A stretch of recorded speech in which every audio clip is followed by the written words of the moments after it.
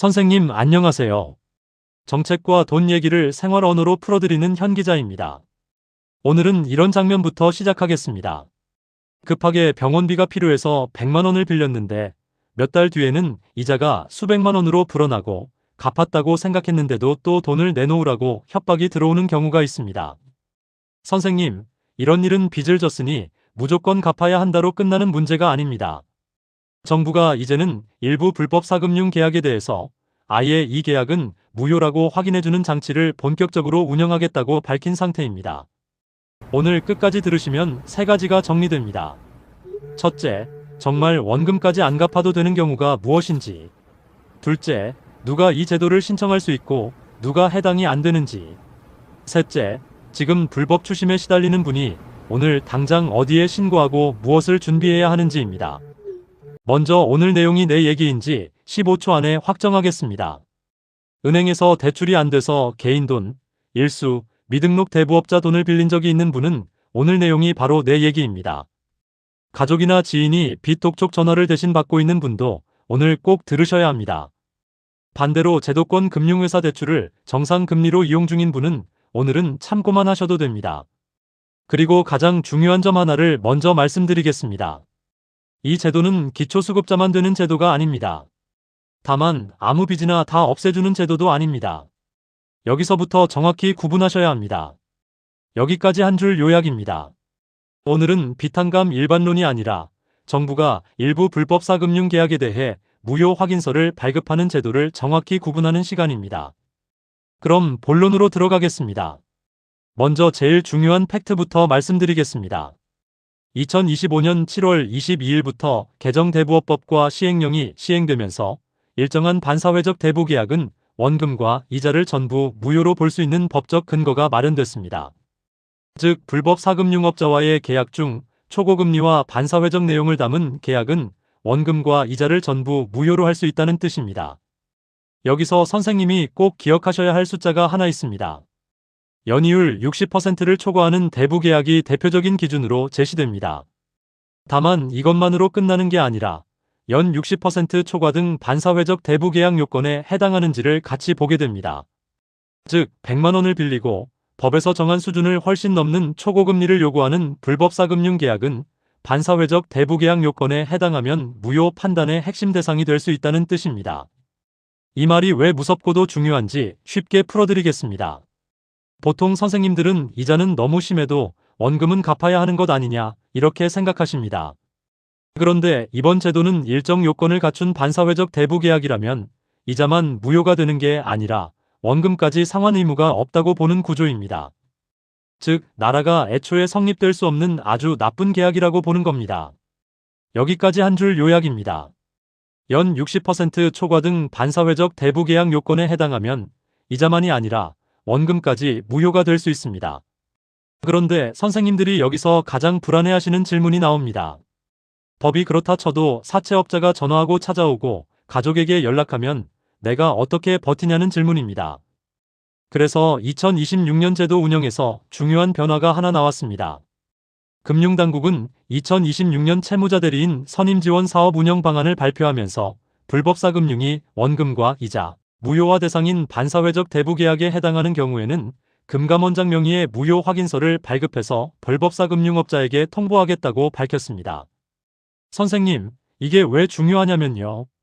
이제는 피해자가 혼자 이거 불법이에요 하고 버티는 게 아니라 나라 이름으로 이 계약은 무효 대상이니 원금과 이자를 회수할 수 없다는 취지의 확인을 보내는 구조가 생긴다는 뜻입니다. 다만 이 무효 확인서는 모든 문제를 자동으로 끝내는 종결 문서라기보다 불법 추심에 맞설 수 있는 공식 대응 근거로 보시는 게 더 정확합니다. 실제 절차는 채무자 대리인 지원, 수사기관 연계, 무료 소송 지원 같은 과정과 함께 움직이게 됩니다. 여기까지 한 줄 요약입니다. 2026년부터는 반사회적 대부계약에 해당하면 금감원장 명의의 무효 확인서를 통해 불법 추심에 맞설 공식 근거가 생기고 실제 대응은 채무자 대리인과 수사 연계까지 함께 가게 됩니다. 이제 가장 중요한 적용 대상을 정리하겠습니다. 이 제도는 기초수급자만 되는 제도가 아닙니다. 불법 사금융 피해자라면 일반인도 대상이 될 수 있습니다. 다만 여기서 일반인도 된다를 누구나 아무 조건 없이 된다로 이해하시면 안 됩니다. 대상은 어디까지나 불법 사금융 피해자입니다. 즉 정상적인 은행 대출, 카드론, 합법 대부업체의 일반 대출까지 전부 무효 확인서를 써주는 제도가 아닙니다. 핵심은 불법 사금융, 초고금리, 불법 추심, 반사회적 내용이 있는 계약이냐입니다. 또 하나 더 조심하셔야 할 게 있습니다. 개정 대부업법의 무효 규정은 2025년 7월 22일 시행 이후 체결된 계약부터 적용되는 흐름으로 보셔야 합니다. 다만 그 이전 계약은 무조건 다 안 된다처럼 단정하시면 위험합니다. 그 이전 계약은 체결 시점, 계약 구조, 불법성, 입증 자료에 따라 개별 사안으로 상담이 필요하다고 이해하시는 게 가장 안전합니다. 여기까지 한 줄 요약입니다. 일반인도 대상이 될 수 있지만 아무 빚이나 되는 게 아니라 반사회적 대부 계약이 핵심이고 2025년 7월 22일 이전 계약은 개별 상담이 필요합니다. 이제 선생님이 실제로 어떻게 움직여야 하는지 순서를 드리겠습니다. 첫 번째는 신고입니다. 지금 불법 추심, 초고금리 협박, 가족 연락 같은 일이 벌어지고 있다면 금융감독원 133이나 서민금융통합지원센터, 대한법률구조공단 같은 공식 창구로 먼저 들어가셔야 합니다.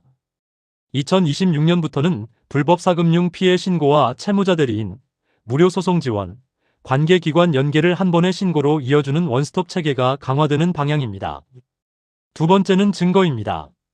상대방 실명, 전화번호, 계좌번호, 입금 내역, 문자, 카카오톡, 녹취, 차용증, 상환 내역 같은 자료를 모으셔야 합니다. 이 제도는 억울해요만으로 되는 게 아니라 실제 계약과 추심 행위를 입증하는 자료가 있어야 강해집니다. 그래서 무서워도 문자 지우지 마시고 입금 내역도 남겨두셔야 합니다. 세 번째는 혼자 버티지 않는 겁니다. 2026년 운영 방안에서는 채무자 본인뿐 아니라 가족이나 지인 같은 관계인이 불법 추심 피해를 입은 경우 일정 요건 아래 관계인 단독 신청이 가능하도록 신청 요건을 완화하는 방향도 포함됐습니다. 즉 자녀나 배우자가 대신 욕설 전화와 협박을 받고 있어도 예전보다 문을 두드리기 쉬워진다는 뜻입니다. 여기까지 한 줄 요약입니다. 이 제도는 신고, 증거, 그리고 혼자 버티지 않는 것이 핵심입니다. 이제 실수 탑3를 짧게 끊어드리겠습니다. 첫 번째 실수는 불법이지만 내가 돈을 빌렸으니 무조건 갚아야 한다고 생각하고 계속 보내는 겁니다. 두 번째 실수는 무서워서 문자와 통화 기록을 지워버리는 겁니다. 세 번째 실수는 나는 기초수급자가 아니니까 도움을 못 받겠지 하고 아예 신고를 안 하는 겁니다. 선생님, 이번 제도는 기초수급자만의 제도가 아니라 불법사금융 피해자를 보호하는 제도입니다. 다만 불법성과 요건을 정확히 봐야 한다는 점만 잊지 않으시면 됩니다. 이제 마무리하겠습니다. 오늘 내용의 결론은 딱 이겁니다. 정부가 모든 빚을 없애준다는 이야기가 아닙니다. 하지만 2025년 7월 22일 이후에 반사회적 불법 대부 계약처럼 법이 정한 아주 나쁜 계약에 대해서는 원금과 이자를 모두 무효로 볼 수 있는 근거가 생겼고 2026년에는 그 무효 판단을 현장에서 쓸 수 있도록 금감원장 명의의 무효 확인서까지 운영하겠다는 방향이 분명히 나왔습니다. 그래서 지금 초고금리와 협박성 추심에 시달리는 분은 더 이상 혼자 버티거나 몰라서 계속 갚고 계시면 안 됩니다. 이제 오늘 할 일 2개만 드리겠습니다. 오늘 할 일 하나는 2025년 7월 22일 이후에 빌린 개인 돈이나 사채가 있다면 이자율과 상환 구조를 다시 적어보는 겁니다. 오늘 할 일 2은 협박 문자, 통화 기록, 입금 내역을 지우지 말고 모아서 금융감독원 1332 또는 공식 상담 창구에 신고 준비를 하는 겁니다. 그리고 상담 창구에서 바로 통하는 한 문장 질문을 드리겠습니다. 저는 2025년 7월 22일 이후 불법사금융으로 의심되는 초고금리 대출을 이용했고 추심 피해도 있는데 이 계약이 반사회적 대부 계약에 해당하는지와 채무무효 확인서 및 채무자 대리인 지원 대상인지 확인해주세요. 댓글은 개인정보 없이 이렇게만 남겨주세요. 은행권 대출이 아닌 개인 돈이나 일수 형태를 써본 적이 있는지, 그리고 추심 연락이 본인만이 아니라 가족에게도 왔는지 정도만 남겨주시면 다음에는 어떤 경우가 특히 위험한지 더 쉽게 정리해 드리겠습니다. 그리고 다음 영상에서는 오늘 말씀드린 채무자 대리인과 무료 소송 지원이 실제로 무엇이 다른지 선생님 눈높이에서 헷갈리지 않게 딱 떼어서 설명해 드리겠습니다. 지금까지 현 기자였습니다.